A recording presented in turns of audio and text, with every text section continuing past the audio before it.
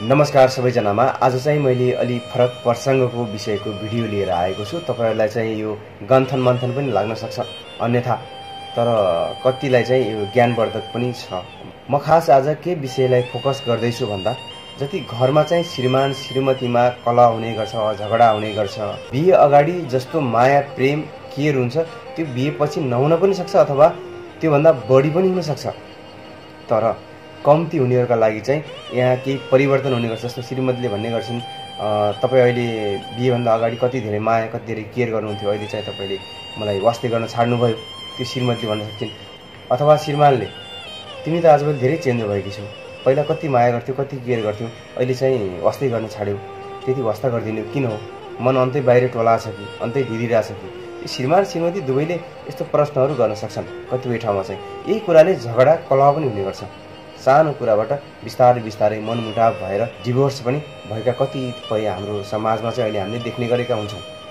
त्यसैले यसमा चाहिँ यो समझदारीले चाहिँ कसरी बुझ्नुपर्छ भने विशेष गरी चाहिँ श्रीमतीहरूले कसरी बुझ्नुपर्छ भनेपछि किनकि श्रीमान प्राय बाहिर जाने गर्छ। श्रीमान घरको जीविकोपार्जन होस् अथवा हरेक कामको लागि चाहिँ श्रीमान विदेश होस् परदेश होस् अथवा नेपालमै पनि जागिरको सिलसिलामा अलिक टाढा हुन सक्छ, 6-7 महिना 1 वर्ष त्यसरी नजिक नहुन सक्छ। त्यो बेलामा चाहिँ प्राय अहिले चाहिँ हामी सामाजिक सञ्जालमा अनलाइन आउने गर्छौँ हैन। तपाईको श्रीमान पनि अनलाइन आउन सक्छन्, तपाईको श्रीमती पनि अनलाइन आउन सक्छन्। त्यो बेलामा चाहिँ ल बाई है भनिसकेपछि पनि फोन काटिसकेपछि पनि श्रीमान अनलाइन हुन सक्छ, श्रीमती अनलाइन हुन सक्छन्। अनि मसँग कुरा गर्दा चाहिँ बाई भइसकेपछि पनि अनलाइन किन भन्ने प्रश्न, यस्तै कुराले पनि झगडा हुने गर्छ। हेर्दा सामान्य लाग्छ तर यो कुराले ठुलो इस्यु पनि भएको कुराहरू स्पष्ट समाजमा हामीले देख्ने गर्छौँ। सामाजिक सञ्जाल मार्फत पनि यस्ता कुराहरू आइराख्ने गर्छन्, तपाईहरुलाई पनि थाहा छ। तर यो कुरा के हो भने विशेष गरी श्रीमतीहरूले बुझ्नुपर्ने हुन्छ। मैले भने नि श्रीमानहरू बाहिर जानुपर्ने हुन्छ।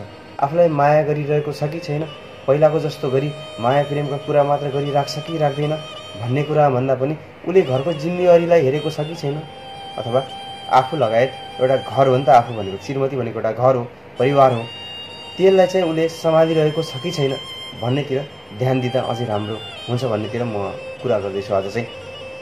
किनकि श्रीमानले आफ्नो घर परिवारतिर वास्ता गरेको छैन हैन भनेपछि चाहिँ त्यो अर्को कुरा हुन सक्छ। तपाईको श्रीमान साँच्चीकै गलत बाटोतिर छ कि अथवा तपाईलाई छोडेर अरु कुनैसँगको नाता सम्बन्ध बढाइरहेको छ कि त्यतातिर कदम चालिरहेको छ कि भन्ने कुरा चाहिँ त्यसरी लिँदा पनि भयो। तर यदि तपाईको घरमा कमाउन गएको छ भने तपाईलाई रेगुलरली तपाईको सोधपुछ हैन, तपाई सन्चो बिसन्चोमा चाहिँ उले सोधपुछ गरिराखेको छ, सधैँ कल गर्न नसके पनि, सधैँ पहिलाको जस्तो माया गर्न नसके पनि, अनि तपाईलाई तपाईको लागि घरमा चाहिने कुराहरू सबै कुराहरू पुर्याउनको लागि उले चाहिँ दुःख गरिरहेको छ, पुर्याइरहेको पनि छ जसो तसो भने चाहिँ त्यहाँनिर तपाईहरुले बुझ्नै पर्ने हुन्छ। किनकि उले तपाईलाई सधैँ पहिलाको जस्तो गर्लफ्रेन्ड बोयफ्रेन्ड जस्तो माया नगरिरहन सक्छ, उसको मनमा माया हुन सक्छ। हामीले देख्ने गर्छौं त आमा बुवा भन्दा ठुलो को हुन्छ संसारमा? तपाईको श्रीमानले आमा बुवासँग तपाईको सासु ससुरासँग कुरा गरिरहेको छैन, तर तपाईसँग चाहिँ अलि बढी कुरा गरिरहेको छ भनेपछि आमा बुवासँग कुरा नगर्दैमा आमा बुवाको माया घट्ने हुँदैन, आमा बुवा प्रतिको श्रद्धा घट्ने कुरा हुँदैन, आमा बुवाको आशीर्वाद नहुने कुरा हुँदैन। तर श्रीमतीले के बुझ्नुपर्छ भनेपछि जो तपाई बोयफ्रेन्ड गर्लफ्रेन्ड हुँदाखेरिमा गरेको माया सधैँभरि पाइराखौँ, सधैँभरि त्यो हुन सक्छ भन्ने कुरा चाहिँ त्योबाट चाहिँ अलि टाढा हुनुपर्छ, सोच अलि फराकिलो बनाउनुपर्छ। तपाईको श्रीमानले तपाईको लागि चाहिँ दुःख गरिरहेको छ हैन, तपाईलाई चाहिने कुराहरू पुर्याइरहेको छ, तपाईको बालबच्चाहरूलाई पनि हरेक कुरामा जे चाहिन्छ त्यो कुराको लागि चाहिँ उले पैसा पठाएकै छ, जो जिम्मेवारी पुरा गरिरहेको छ वहन गरिरहेको छ त्यो नै माया हो। त्यसरी बुझ्न म आग्रह गर्दछु सबै श्रीमतीहरूलाई। किनकि उले चाहिँ जसरी पहिला जसरी एक लौटी एक रुपी जो त्यतिखेरको अवस्थामा उसको जिम्मेवारी नै थिएन, त्यतिखेर तपाईलाई पाउनको लागि उले गरेको त्यो त्याग, त्यो प्रयास, त्यो तपस्या हुन सक्छ, त्यहाँ त्यसरी माया गरेको हुन सक्छ। त्यो माया पछि तपाईलाई पाइसकेपछि नगर्न सक्छ, उसमा त जिम्मेवारी अर्को आयो नि त। उले त तपाईलाई कसरी खुसी भन्दा पनि कसरी सुखी राखौं भन्नेतिर सोच्छ त्यो श्रीमान, यदि वास्तविक असल श्रीमान छ भने।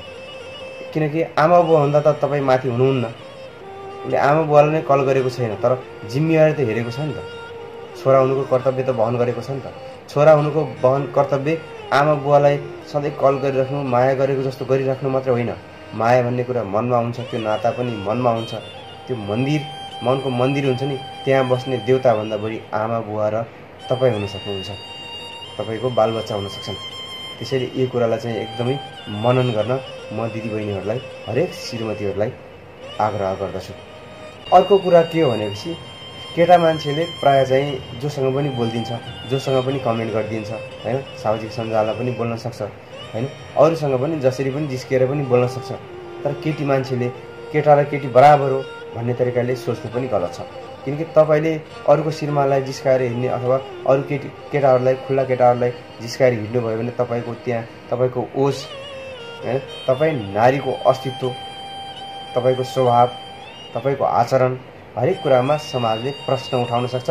तपाईँको घर परिवारले पनि प्रश्न उठाउन, श्रीमानले पनि प्रश्न उठाउन सक्छ।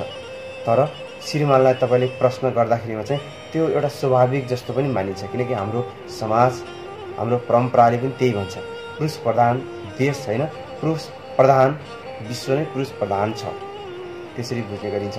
त्यसैले श्रीमतीहरूले चाहिँ हरेक पाइलामा चाहिँ सचेत भएर हिँड्न जरुरी छ। श्रीमान जस्तो भएर खुल्ला हिँड्न सकिँदैन।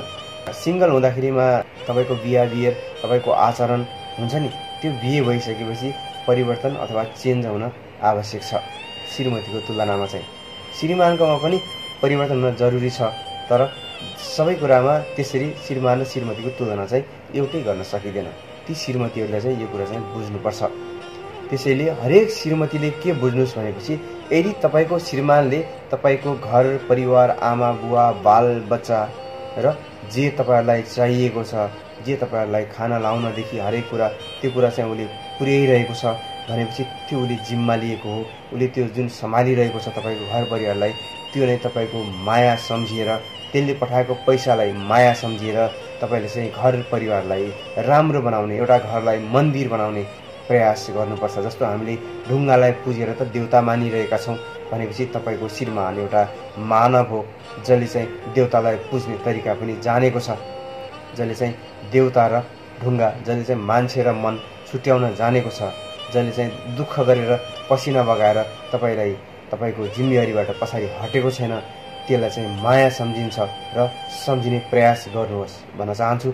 जसले चाहिँ त्यो सम्झिँदैन त्यो नै गलत बाटोमा हिँडिरहेको छ र जो श्रीमतीले श्रीमानको जिम्मेवारी वहन गरेको छैन त्यो चाहिँ त्यो गलत बाटोमा हिँडिरहेको छ भन्ने कुरा पनि बुझ्नुपर्छ। तर श्रीमानहरूले चाहिँ यदि घरको जिम्मेवारी बुझिरहेको छैन, यदि घरको जिम्मेवारीबाट भागिरहेको छ, हरेक कुरामा बहाना गरिरहेको छ, तपाईँलाई घरमा चाहिएको कुराहरू पनि उसले जो कमाइरहेको छ त्यो बराबर पनि आफूलाई हेर्न सकेको छैन, हेरचाह गर्न सकेको छैन, घर परिवार बालबच्चाहरूलाई त्यसरी चिया गर्न सकेको छैन भने चाहिँ तपाईँको श्रीमान गलत बाटोमा छ बुझ्नुपर्छ।